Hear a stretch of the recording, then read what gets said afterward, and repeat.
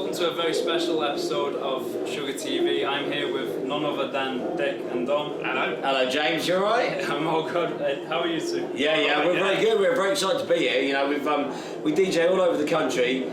This is quite far from home. So it's a long way, but it's going to be worth it. It is for me. I'm from down south. But anyway, we've had a little look in the club. It looks amazing. Really good. Great. So, just want to talk to you a little bit about your career, your background. Obviously, Dick and Dom in the Bungalow. It's iconic with so many people out there in that crowd tonight. Yeah. How was it going into work every day, just doing something so joyful and wacky and fun? It was just the whole thing. We can't remember any of it because it was chaos. But we just had a laugh. It wasn't like working. It was kind of just having fun every weekend for years. But we were in our 20s at the time, so we should have been at uni really, studying proper stuff. We were just going around shouting bogies and getting paid for it. So I think people would prefer to do that. But it's nice because we brought it back for a UK tour, 20-year anniversary tour around the UK. And it was only then that we realised how much that show meant to people. Because people were coming up to us as adults saying, honestly, it shaped me as a child. It made me so happy at the weekend. It shaped my sense of humour. Yeah. So, like, wow, we had that much of an effect. Yeah, it was lovely. Well, it did me as well, so thank you very much for this interview. Nice one. Great. So, well, just to follow on from a point you've just made, this Sugarhouse audience, there's a lot of fans of yours. How is it, because I know you tour a lot of university campuses, how does that translate for you? Do you know what? It makes it's quite weird actually, because you walk out and you know they were all kids 20 years ago, like 7 or 8 year olds, and now they're all 25-year-olds partying hard. Makes us feel quite old as well, doesn't it? Because we realise that we're 20 years older than we were then.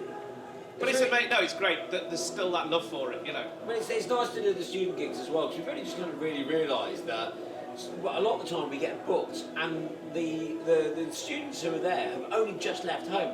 This is our first night away from their parents' home, away from their comfort zone. Suddenly they're in a club and it's our job to kind of make them feel relaxed and happy and enjoy their night, you know, and then have a commonality to talk about to the other people.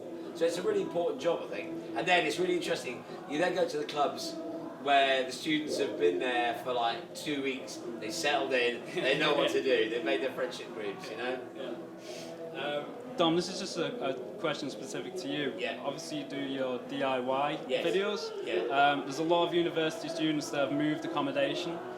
A couple of problems with the houses maybe. Do you have any advice as far as fixing problems on the cheap? Dom, he'll come around and sort it out. Yeah, I'm very expensive. No, my ultimate advice for that is get the landlord to do the work for you. If you're paying extortionate rent, that's their job.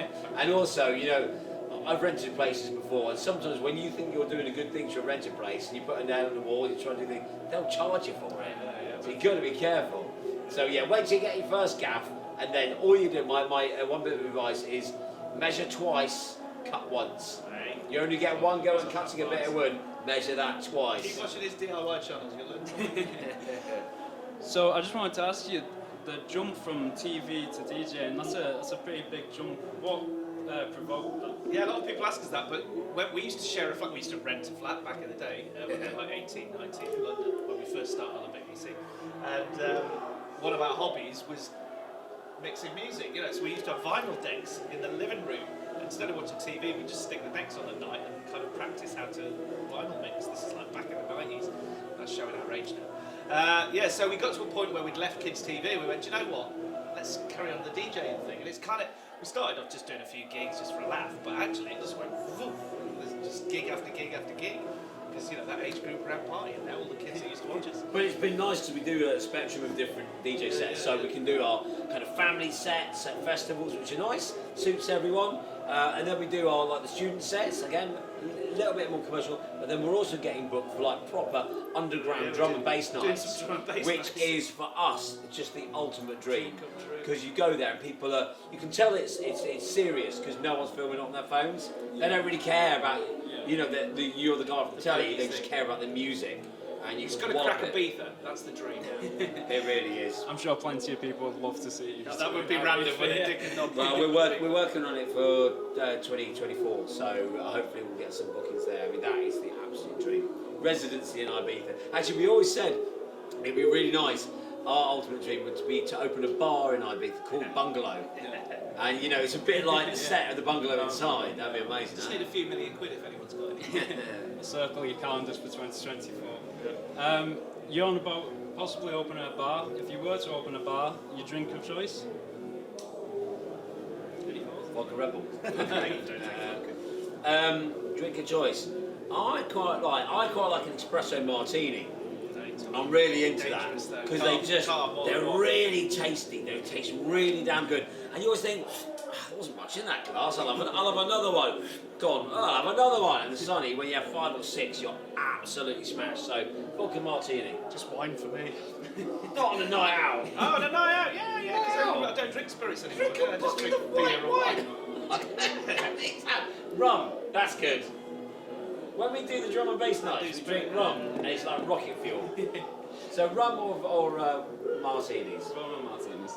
Both solid choices. I think I'm gonna have to ask you about bogies. Yes. I think it's the thing that has to be done. What is the most awkward place you had to do bogies? Played it today actually, just for a bit of nostalgia. McDonald's drive-through. It's quite funny actually. The girl didn't know what to do.